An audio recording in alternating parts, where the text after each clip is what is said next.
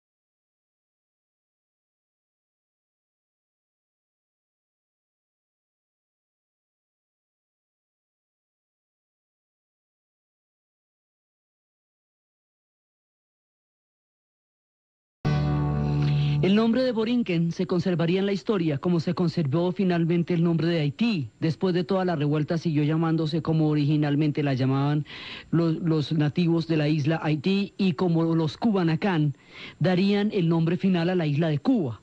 Entonces, esto es Borinquen. Después lo van a llamar Puerto Rico por todas las propiedades, porque es que esto era un paraíso. Van a llegar a un sitio perfectamente ideal, que tiene una bahía lo suficientemente profunda para que los barcos puedan entrar y salir de ella en las grandes dimensiones en que ya en ese momento tenían los barcos de ellos. Van a encontrar oro por primera vez. Eso además es una maldición, porque lo primero que van a encontrar es el oro, y eso es lo que va a hacer que empiecen a explotar la isla y empiecen a armarse el lío del Dorado y empiecen a buscar todo el cuento de que el oro está en otra parte, que está en otra parte, y es el comienzo del mito del Dorado, el descubrimiento de Puerto Rico, la llegada a Puerto Rico, porque pues el descubrimiento es una cosa bastante compleja de manejar. Primero, está ligado por dos mitos: el del Dorado, porque es donde empiezan a descubrir oro, y el mito de la eterna juventud, de la fuente de la eterna juventud. Primero llega el almirante, y a pesar de que Colón llega temprano a esta isla, realmente es hasta 1508, cuando Ponce de León llega con 50 hombres a empezar la colonización. Entonces ahí se encuentra con los taínos, y los taínos eran gente bacana, eran gente súper hospitalaria, súper querida. Entonces se van a encontrar con que viene esta gente en un plan de colonización, y los van a esclavizar, y los van a subyugar, y los van a poner a cultivar, los van a despojar de sus tierras, los van a poner a buscar oro en el río. Y eso va a hacer que, digamos, entran en una situación de violencia sobre el pueblo taíno, y el pueblo taíno era un pueblo bastante apacible. Vivía en unas condiciones en las cuales realmente no tenía por qué ejercer violencia de ninguna manera. La violencia la van a conocer cuando llegan los españoles allá y cuando los obliguen a explotar el oro que había en la comunidad. Entonces va a haber rebeliones. Pero esas rebeliones no van a poder prosperar frente al armamento de los españoles, y estar en una isla que es la más pequeña de las Antillas era mucho más difícil. Todos los taínos que sobrevivieron a todas estas hecatombes, porque después viene la viruela, y eso va a matar un montón de taínos. Entonces, entre la explotación, entre la viruela, pues mucha gente va a morir. Otros van a emigrar a las otras islas del Caribe. Van a tratar de huir de toda esta pesadilla a otras islas, las cuales pues allá también van a quedar igualmente perseguidos de una u otra manera. Entonces va a llegar Ponce de León, y Ponce de León se va a encantar con el lugar. Y Ponce de León es el que va a ser el primer gobernador de la isla, el primer gobernante, el que va a tener la primera casa española, la Casa Blanca, y es desde ahí donde empiezan a considerarlo un punto clave para la conquista de México y Perú. Ponce de León está buscando una cosa, que es la fuente de la eterna juventud. Ponce de León se había casado con una polla, y estaba casado con una chica joven, y eso le hacía sentir que necesitaba vigor. Y se fue buscando lo que todavía se busca en los spas, lo que todavía se busca en los productos farmacéuticos, lo que todavía se busca en todos los sitios de televentas: la fuente de la eterna juventud. El hombre quiere mantenerse joven para la chica con la que se casó, y buscando eso llega a Puerto Rico, y buscando eso llega a una península más arriba, el día de la Pascua Florida, motivo por el cual esa península se va a llamar la Florida. Entonces él va entrando por Puerto Rico, ya va entrando a tierra continental, va a entrar a la Florida, y la Florida va a estar en manos españolas, y luego la van a tomar y se la van a devolver a los ingleses a cambio de Cuba. Eso va a tener una cantidad de avatares, y este personaje, marcado por un signo que lo llevaría a buscar la eterna juventud y a encontrarse con la malaria, a encontrarse con la fiebre amarilla, con toda clase de enfermedades, finalmente le van a pegar un flechazo. Con las heridas va a llegar a Cuba, donde va a morir. Encontró todo menos la eterna juventud. Lo que encontró fue la eterna infelicidad, en una búsqueda frenética que es característica de todos los hombres que llegaban en ese momento al Nuevo Mundo. Todo el mundo venía buscando Pispirispis, venían buscando el país de los papas blancos, venían buscando El Dorado, venían buscando la fuente de la eterna juventud, las 7 ciudades de Cibola, venían buscando las cosas más locas, porque no había una proporción entre lo que este mundo podía hacer y lo que ellos llevaban en la cabeza, porque también el grado de maravilla y de fantasía que este mundo ofrecía era de suyo increíble para los que llegaban. Entonces van a llegar a Puerto Rico, se van a encontrar con los taínos, pero como los españoles que van a llegar allá van a buscar oro, llegan hombres solos. Esos hombres solos que llegan sin mujeres se van a casar se van a mezclar con las mujeres taínas. Entonces, en Puerto Rico hay una característica particular. La población taína, a pesar de ser tan diezmada por la llegada española, se conserva y conserva toda la herencia musical, por un lado, pero también la población taína va a entrar en mestizaje. Acuérdense que todo el mundo de la América española entra en mestizaje. La dominicana, Puerto Rico y Cuba van a entrar en mestizaje, mientras que las islas que van a tener dominaciones inglesas o francesas no van a producir ningún fenómeno de mestizaje, porque no va a haber mezcla con la población local. Entonces, en un principio, empiezan a componerse una población entre taíno y español, taína y español, y más adelante, cuando lleguen los esclavos, taíno, español y la gente que va llegando de África, y esa mezcla es lo que va a dar la gente de Puerto Rico. Entonces, empiezan a llegar allá en busca del oro originalmente, hasta que el oro se agota. Ya cuando el oro se agota, empiezan a buscar otras posibilidades y otros recursos históricos por los cuales todo el mundo se tiene que ir a Puerto Rico, y poco a poco van llegando y van llegando hasta que eso se va a convertir en uno de los lugares más importantes de todo el imperio español, porque tiene todas las características para convertirse en una fortaleza a partir de la cual se den todas las rutas para los imperios. Entonces todo el mundo tenía que irse para Puerto Rico.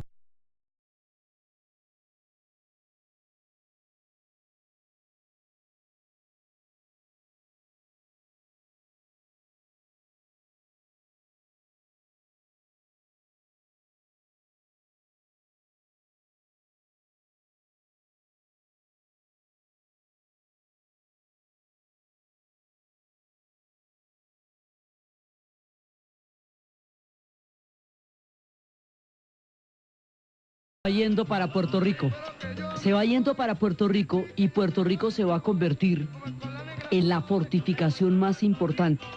Puerto Rico es lo suficientemente pequeña para ser abarcable, lo suficientemente profunda en su bahía para que los barcos puedan llegar muy cerca de las costas, y está ubicada de una manera en que desde ahí se domina el Caribe. El imperio español es un imperio ultramarino, así que los puntos fundamentales de ese imperio son Cartagena, Portobelo, La Habana, Puerto Rico. Es ahí donde se siente toda la fuerza del imperio, porque lo que ellos van a formar es como una especie de media luna, como de tenaza, tratando de dominar el Caribe. El lugar desde donde ellos pueden dominar el Caribe es Puerto Rico. Entonces, de ahí en adelante, las fortificaciones van a ser la característica de la isla. El hecho de que las fortificaciones sean la característica de la isla va a hacer que sea muy difícil más adelante establecer rebeliones en contra del dominio español, porque realmente pues están atenazados. Ellos son un fuerte en sí mismo. Puerto Rico se va a convertir en un fuerte. Entonces, en principio vienen por el oro, después por las fortificaciones, después va a llegar el comercio de esclavos, va a llegar toda la gente de África, porque luego llegan las plantaciones de azúcar y las plantaciones de tabaco, como en todas partes.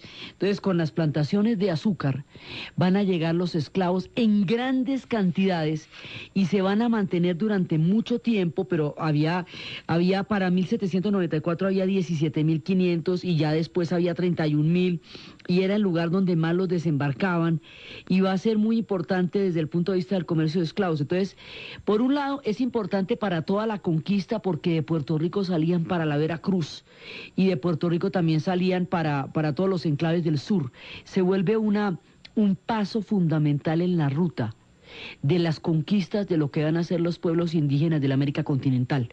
Después de ser el paso de la ruta, se va a convertir en la fortaleza que garantiza el comercio. Después se va a convertir en las plantaciones de azúcar, como todas las demás islas del Caribe. Cuando llegue la agricultura, el azúcar, el tabaco y toda esta producción, en ese momento van a llegar los esclavos. Los esclavos van a ser sometidos pues con toda la brutalidad que significaba la esclavitud. Cuando los compraban, iban llegando allá. Iban llegando los niños, los vendían por separado, mujeres, niños, 18 horas de trabajo en el día, el látigo y el cepo tratando de, por cualquier castigo, por cualquier desobediencia que cometieran, gente que venía libre del África, sometida a las condiciones más miserables. Cada una de estas historias de las islas repite una y otra vez la historia de la esclavitud. Y la historia de la esclavitud es igualmente amarga, igualmente terrible, igualmente oprobiosa en todas partes. Digamos, una vergüenza en la historia de la humanidad que este comercio se haya perpetuado por tanto tiempo y que haya tantas poblaciones que por esa razón hayan conocido el mundo al otro lado del mar. Las condiciones miserables de los esclavos hacían que los cimarrones, es decir, los esclavos fugados, fueran la única salida que se viera a un mundo que para ellos no tenía ninguna salvación y ninguna redención. Por eso Ismael Rivera nos habla de Huitinila, que se fue pa'l monte. Puerto Rico tiene una característica fundamental, va a producir toda la música del mundo. Es impresionante el filón musical que esta isla va a producir, y lo vamos a ver a lo largo de estas historias, y lo vamos a ver más adelante como mucho tiempo más adelante. Lo que se va a conocer con el nombre de la Fania son puertorriqueños, el fenómeno que se va a conocer con el nombre de la salsa es puertorriqueño, y una gran cantidad de las vertientes de lo que es toda esa música en nuestra cultura la produce Puerto Rico. Entonces, cuando los esclavos se fugan, cuando están buscando ir al monte, cuando están buscando la libertad, es cuando Maelo nos habla de Huitinila, el hombre que se fue para el monte.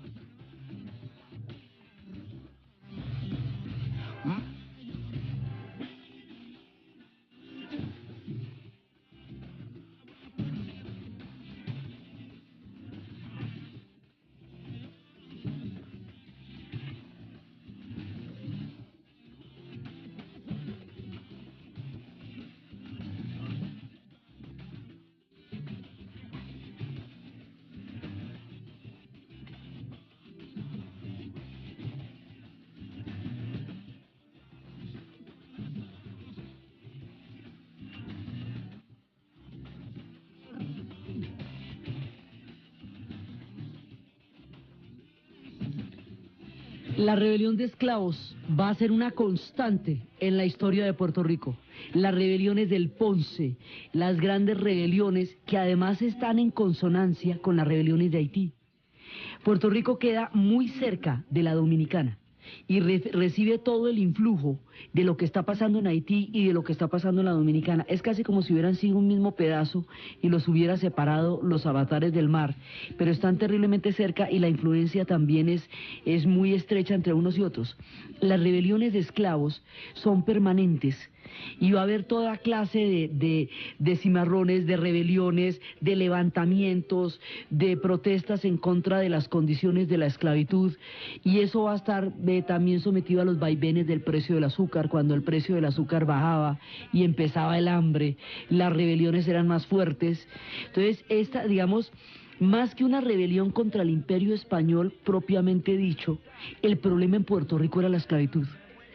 La rebelión era fundamentalmente contra la esclavitud, porque era absolutamente intolerable el grado de brutalidad con que esta gente fue tratada en la isla. Entonces, primero los taínos fueron brutalizados, se les llevó la viruela, se les condenó a la explotación de las minas y ahora vienen para las plantaciones de azúcar todas las comunidades de África en condiciones absolutamente miserables.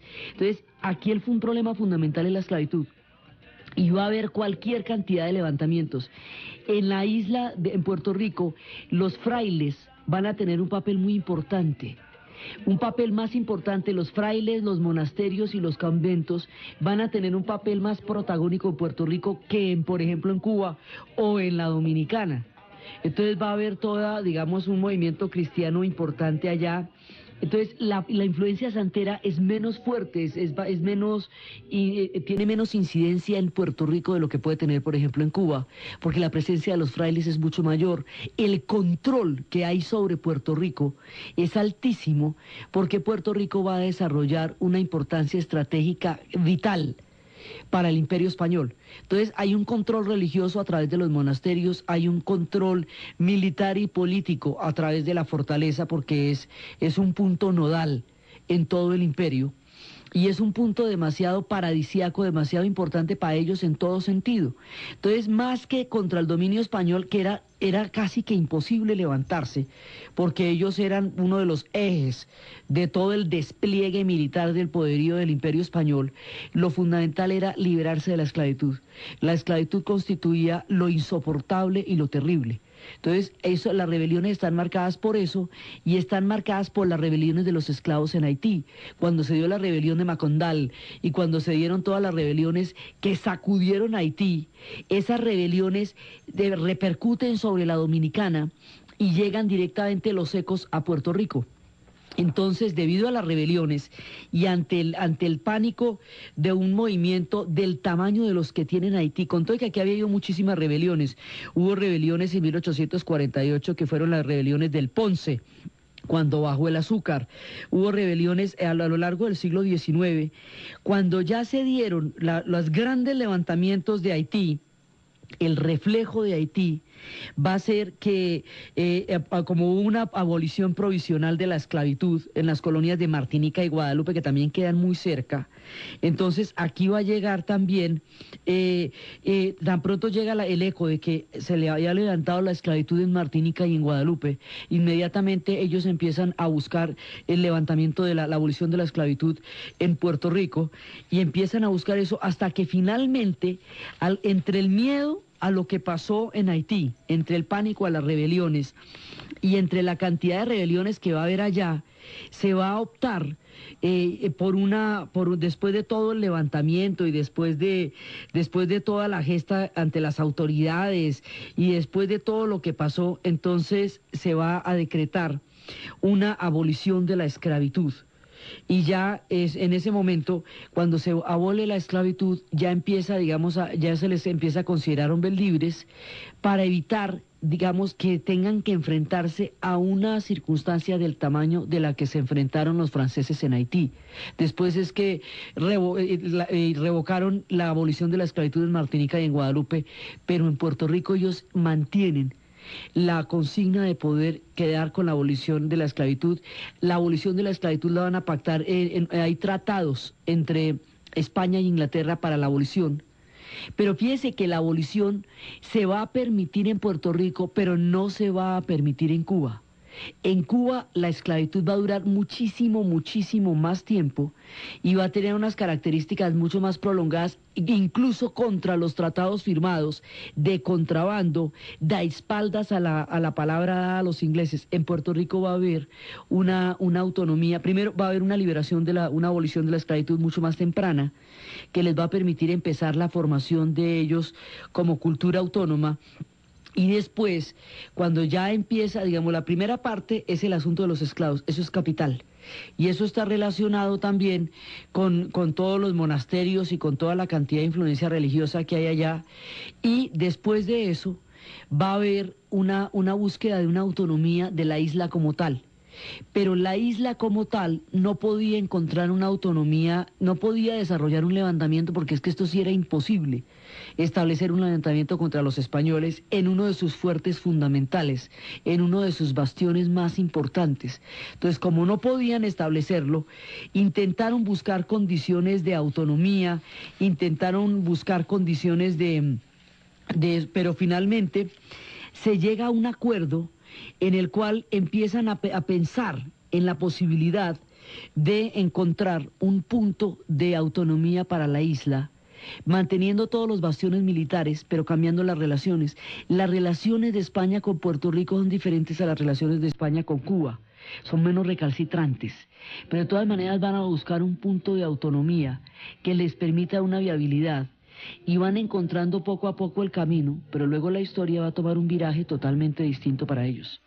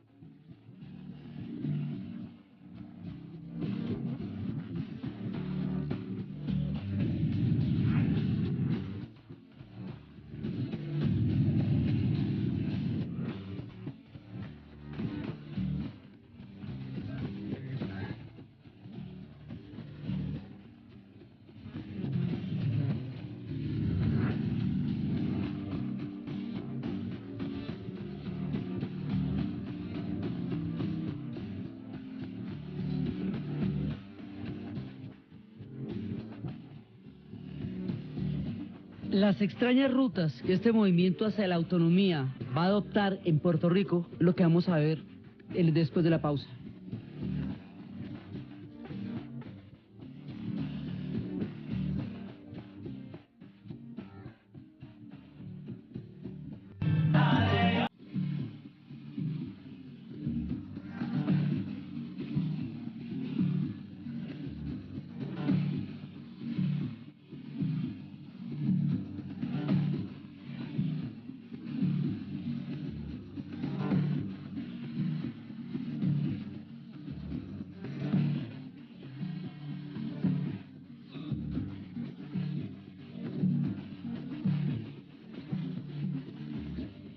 Puerto Rico empieza a pactar una autonomía limitada pero posible con el Imperio Español.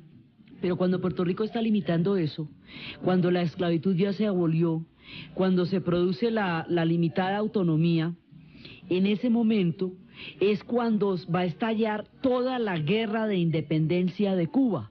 Entonces, la guerra de independencia de Cuba contra el Imperio Español, por su ferocidad, por todas las características que hemos visto, por todos sus héroes, por la manera como Martí se va a entregar de cara al sol, él va a morirse en una de esas batallas, sale y se entrega, mejor dicho, se inmola prácticamente, por todas las características, digamos, de fuerza, de levantamiento contra los españoles en Cuba y por la intervención norteamericana.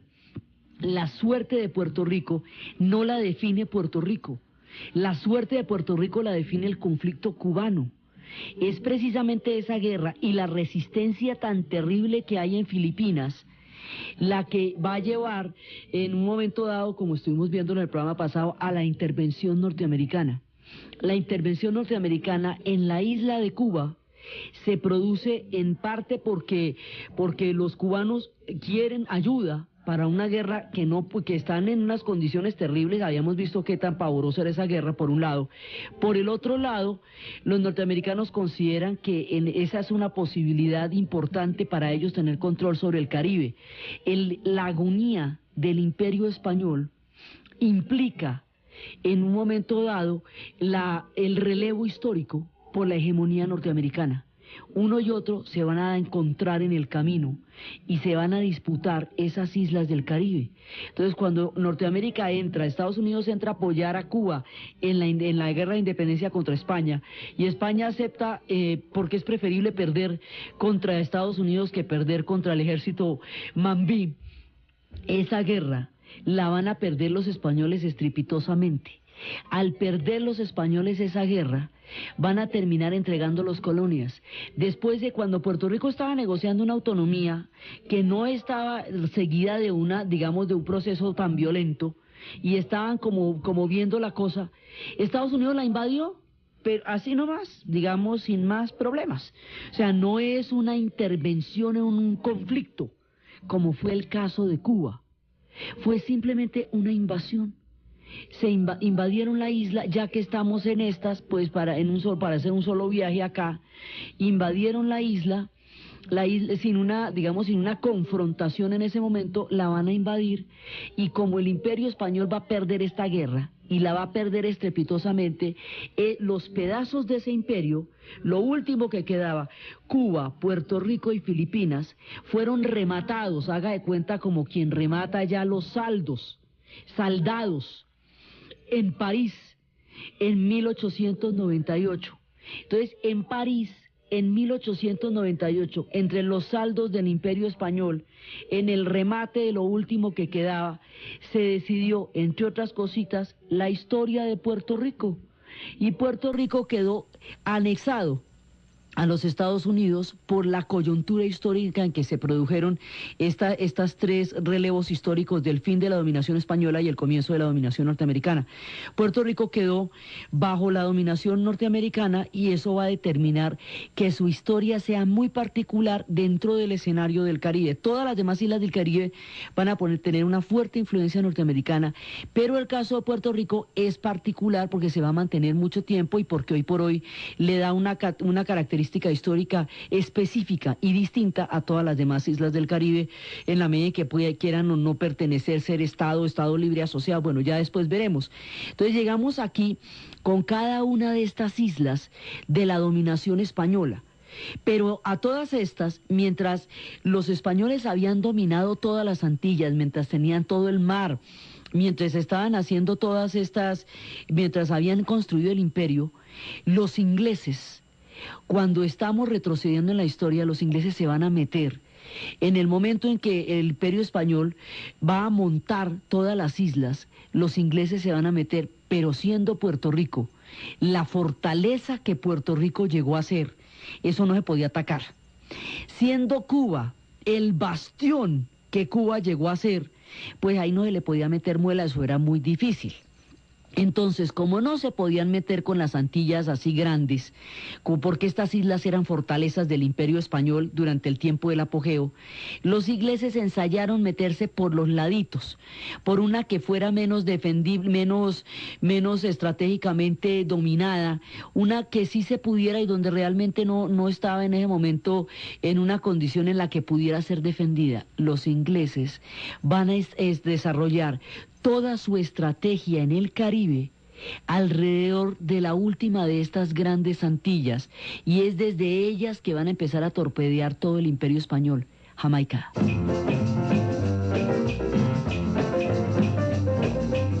Please, mister, don't touch me tomato. Please don't you touch me tomato. Touch me yummy pumpkin potato. For goodness sake, don't touch me tomato. Touch me this, you touch me that. Touch me everything I've got.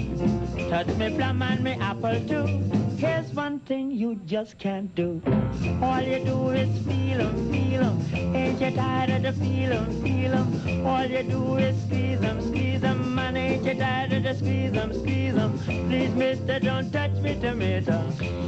La historia de Jamaica es completamente diferente. Lo habíamos visto hasta el final, hasta cuando entregan Puerto Rico, Cuba y Filipinas. Pero entonces ahora nos devolvemos en el tiempo para arrancar con Jamaica, como hemos hecho con cada una de estas. Entonces resulta que los ingleses, Cromwell, decide, como tiene una guerra tan tenaz contra los católicos, y los católicos para Oliverio Cromwell son los irlandeses tanto como los españoles.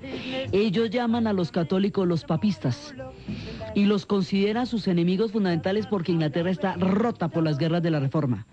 Al estar rota por las guerras de la Reforma todavía en esta época, entonces lo que van a hacer es que van a tratar de aislar los bastiones católicos para impedir un movimiento protestante, un movimiento que pueda amenazar la hegemonía protestante en Inglaterra. Los católicos están concentrados en la población de Irlanda y en la población de Escocia. Los escoceses van a quedar partidos entre los escoceses de las tierras bajas, que se van a convertir en protestantes, o los Lowlanders, y los escoceses de las tierras altas, que se van a convertir en católicos, que van a mantener su catolicismo, que son los Highlanders, y los otros bastiones, que son los irlandeses. Entonces, en el momento, Inglaterra va a emprender una guerra contra el protestantismo, contra el catolicismo y contra los españoles. Es decir, esa guerra es contra los escoceses católicos, contra los irlandeses católicos y contra España. Entonces, de esa manera, lo que van a hacer para desarticular el mundo católico de las Islas Británicas, van a empezar por un fenómeno que es muy poco conocido, pero que se dio, la esclavitud blanca. Van a coger, esto es tráfico de personas común y corriente, van a coger a los niños y se los van a robar de las casas, van a coger a los hombres borrachos en los puertos y los van a meter en alta mar, van a coger a la gente de Escocia, a los escoceses, a los Highlanders, y los van a empacar, los van a deportar como esclavos para trabajar en Jamaica. Van a poblar Jamaica con deportación forzosa de población católica escocesa y católica irlandesa. Y esos son los primeros habitantes que van a llegar a la isla de Jamaica en digamos, en lo que va a ser el proceso de población de la colonización inglesa. Entonces, los escoceses van a ser los primeros porque hay un momento en que van a aplastar toda la rebelión de la Highland y de las tierras altas, y los van a expulsar y les van a quitar todas las tierras y los van a acabar. Ese proceso de desintegración de la Highland lleva por un lado a una migración muy grande, voluntaria hacia los Estados Unidos, pero por otro lado va a llevar a una deportación en calidad de esclavitud hacia Jamaica. Entonces los primeros que llevan son esclavos blancos, gente forzada.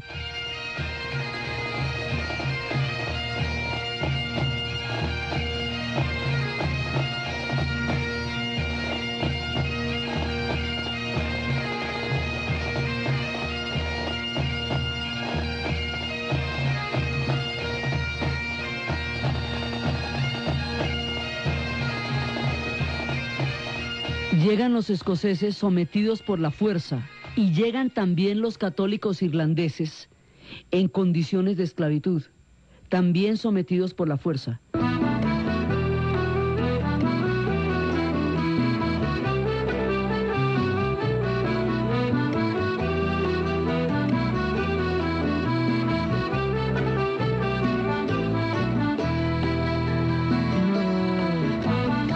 Entonces, la gaita de los escoceses y la tristeza de la música celta irlandesa van a llegar en condiciones de deportación, de esclavitud y de dolor a Jamaica. ¿Cuál es la jugada de Cromwell?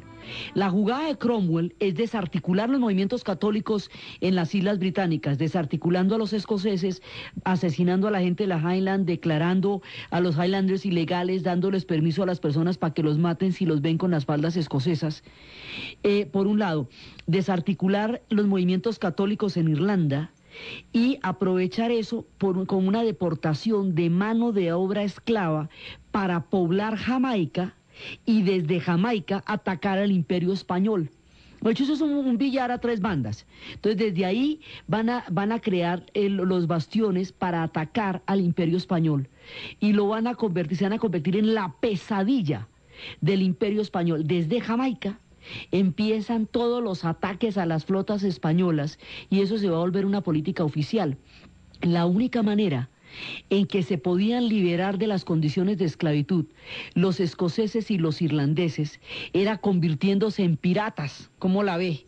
Entonces, por eso es que hay tanto pirata escocés y tanto pirata irlandés.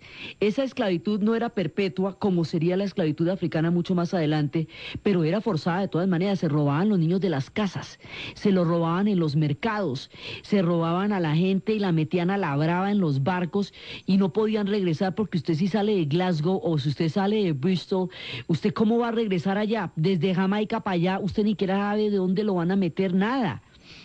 Entonces, esta gente la agotaron trabajando y la manera como se podían liberar era convertirse en piratas para robar a favor de la corona británica y de esa manera patrocinar todo lo que va a ser el fenómeno de la piratería en el Caribe. Entonces, cuando va a haber piratas, va a haber bucaneros que se van a juntar con los franceses y se van a juntar con los holandeses. Sí, a los franceses se les dice bucanier, a los ingleses se les dice privateur, y se van a convertir en los piratas, y ellos van a, digamos, ya en condición de piratería sí pueden ser hombres libres, pero en principio van forzados. Primero que todo, entonces, en Escocia va a haber un ataque contra las mujeres, porque la cacería de brujas que se va a desatar es una guerra de género, es una guerra contra las mujeres, de la misma manera que el régimen talibán atacó a todas las mujeres encerrándolas en la burka y matándolas. Las mujeres en Escocia las metían en el río para probar si eran brujas. Si se ahogaban, entonces, pues bueno, no eran brujas, pero si por alguna razón flotaban, entonces había que sacarlas de allá y quemarlas, porque si eran brujas. Y como la mujer pertenecía al hombre, entonces había que quemar al tipo también, porque ¿por qué la había dejado ser bruja? Entonces los hombres les ponían pesos de plomo a las mujeres en las faldas para que de una vez se hundieran y se evitaran la tragedia del escarnio y la quemada. Entonces las mujeres acusadas de brujería huirán a Jamaica, porque no hay futuro para ellas. La situación de la mujer en Escocia en esa época es una sin salida. Entonces, unos van forzados, deportados, otras van huyendo de una guerra que atacó a las mujeres como género y como sociedad. Y todos de una u otra manera van a llegar a Jamaica. Y cuando Jamaica se convierte en un fortín pirata para atacar el grueso de toda la flota española, entonces es una isla, digamos, es un refugio de todos los forajidos y de los deportados y de los forzados y de las brujas. Entonces eso es la rumba y es el desorden absoluto. Y ahí es cuando cuentan la historia de una ciudad que llegó a ser como emparada con Sodoma y Gomorra, que era Port Royal, que era el desenfreno, la locura, todo el mundo robando y metiendo en cuevas lo que robó. Y en esa ciudad de Port Royal cuenta la leyenda que una bruja se enamoró perdidamente de un pirata y que el pirata la desairó, y que ella, con el corazón herido, hizo un conjuro con otras dos brujas y estalló un maremoto de tales proporciones y una tormenta de tales características que hundió para siempre a Port Royal en el fondo del mar. Port Royal quedó convertida en una leyenda, y en la superficie donde alguna vez quedó, dicen que se desprendió de la tierra, queda hoy una ciudad que se llama Kingston, la capital de Jamaica. Entonces, esto aquí en esta época son los galeones hundidos, los tesoros escondidos en las cuevas, y todo el misterio de los buscadores de tesoros corresponde a la formación temprana de Jamaica, que son los que van a enterrar toda esta cantidad de tesoros. Esos forajidos después se van a convertir en lords y en gobernadores. Morgan va a ser el primer gobernador de la isla y va a ser lord, y después va a ser encantador y sensacional desde el punto de vista del gobierno inglés. Desde el punto de vista de los panameños, fue el que destruyó a Panamá. Y en todas las islas del Caribe, incluida San Andrés, hay una cueva de Morgan, porque en todas partes estuvieron asolando el Caribe. Esta gente va a infestar el Caribe, entran como esclavos y después se vuelven piratas y se vuelven bucaneros, porque era la única manera de liberarse de la esclavitud blanca. Entonces, cuando esto va cogiendo esas características, la isla ya va a buscar no solamente el ataque sistemático a la flota española, que era la manera como Inglaterra mantenía su guerra, no solamente contra España como país católico, sino contra la riqueza del Imperio Español, de la cual quería poseer. Como no se podía meter en ninguna de las grandes Antillas, no se podía meter en Cuba, no se podía meter en Puerto Rico, no se podía meter en la Dominicana, se va a meter en Jamaica, y Jamaica va a ser la presencia inglesa en el Caribe. Los ingleses van a tomar a Jamaica como su bastión. Después de toda la época de la piratería, que es la que va a dar el mayor imaginario en la literatura, en La Isla del Tesoro de Stevenson, siguen haciendo películas, historias de piratas porque son absolutamente fascinantes.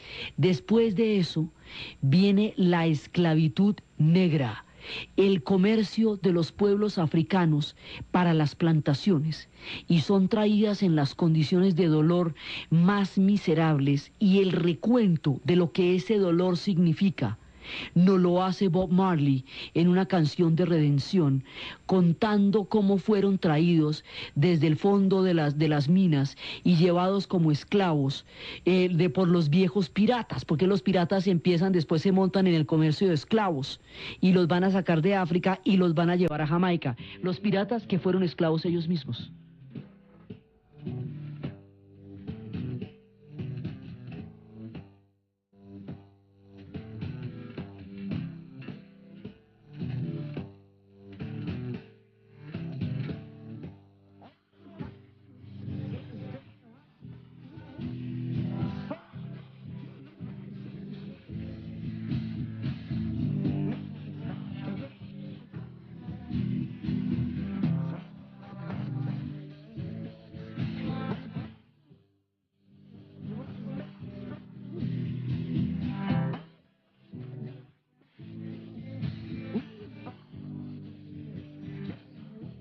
Los viejos piratas nos sacaron de los fondos de las minas, nos vendieron a los barcos mercantes, nos trajeron como esclavos, pero en nuestras manos se hicieron fuertes a través de todo este sufrimiento.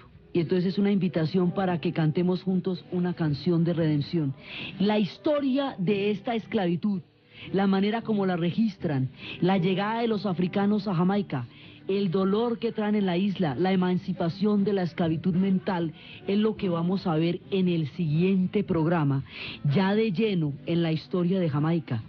Entonces, desde los espacios de la tierra de Borinquen, de la tierra barincana, del manso pueblo taíno, de la llegada del almirante en el segundo viaje, de las brujas y los piratas huyendo de un mundo hostil, y de los esclavos que están llegando con el dolor de los barcos mercantes a manos de los piratas que fueron ellos mismos esclavos antes, en el dolor de las deportaciones religiosas, del complejo mundo que se va formando en el Caribe, en la narración de Ana Uribe, en la producción Jessy Rodríguez, y para ustedes feliz domingo. Y en la isla dominicana. Luego pasamos de la Dominicana a Cuba y contamos la historia de Cuba hasta la independencia. En esta primera pasada por las Antillas vamos hasta las independencias de cada una de las islas. Después vamos a retomarlas una a una para ver qué fue de ellas en el presente y qué es de ellas ahora. Entonces vamos para Puerto Rico. ¿A qué horas nos metemos a Puerto Rico? Segundo viaje del almirante. En el segundo viaje de Cristóbal Colón, el 19 de noviembre de 1493, es cuando llegan a lo que va a ser la tierra de Puerto Rico. Van a llegar, llega el almirante, primero que todo, pues es de las primeras porque es que está en la pura entrada. Entonces acuérdense que las Antillas Mayores pues son Cuba, la Dominicana, o sea, República Dominicana y Haití, Puerto Rico y Jamaica. Entonces, Puerto Rico es la entrada, la pura entrada al continente, es como la puerta.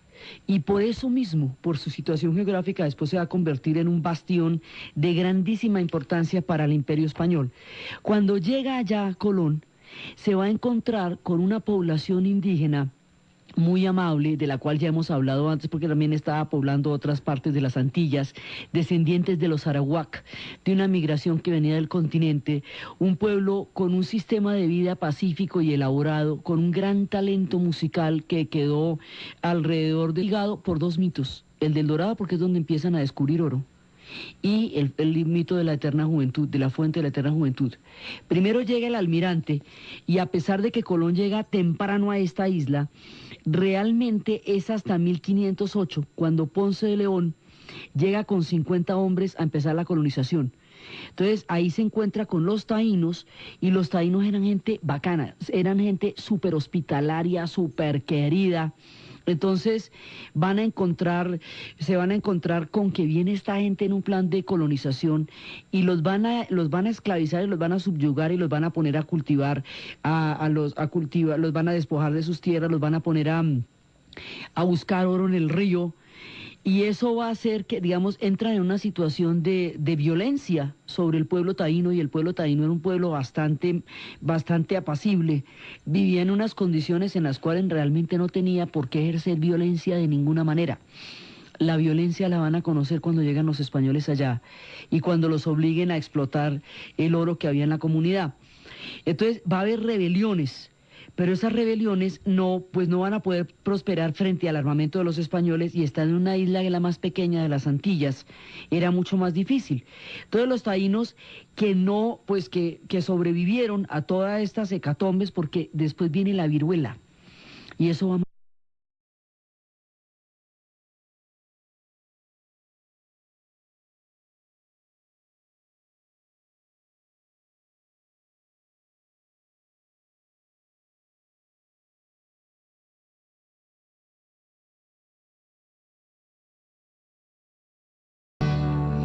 El nombre de Borinquen se conservaría en la historia, como se conservó finalmente el nombre de Haití. Después de toda la revuelta siguió llamándose como originalmente la llamaban los nativos de la isla Haití, y como los Cubanacán darían el nombre final a la isla de Cuba. Entonces, esto es Borinquen. Después lo van a llamar Puerto Rico por todas las propiedades, porque es que esto era un paraíso.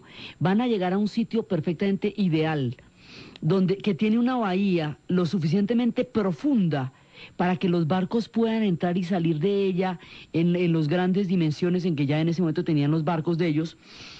Van a encontrar oro por primera vez. Eso además es una maldición, porque lo primero que van a encontrar es el oro, y eso es lo que va a hacer que empiecen a explotar la isla y empiecen a armarse el lío del Dorado, y empiecen a buscar todo el cuento de que el oro está en otra parte, que está en otra parte, y es el comienzo del mito del Dorado, el descubrimiento de Puerto Rico, la llegada a Puerto Rico, porque pues el descubrimiento es una cosa bastante compleja de manejar.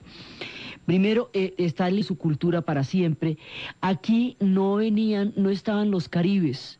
Entonces, al no estar los caribes, no se presenta la resistencia tan fuerte y tan bravía que dieron los caribes, que vimos alguna vez que en Grenada llegó al punto en que se desbarrancaron antes de rendirse.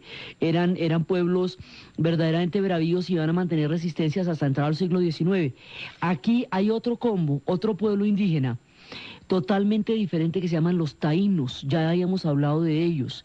Los taínos le dicen a esta isla de una manera como la historia aún la registra, aunque su nombre político sea otra. La isla es conocida como lo llaman los taínos. Los taínos llaman a la isla de Puerto Rico Borinquen.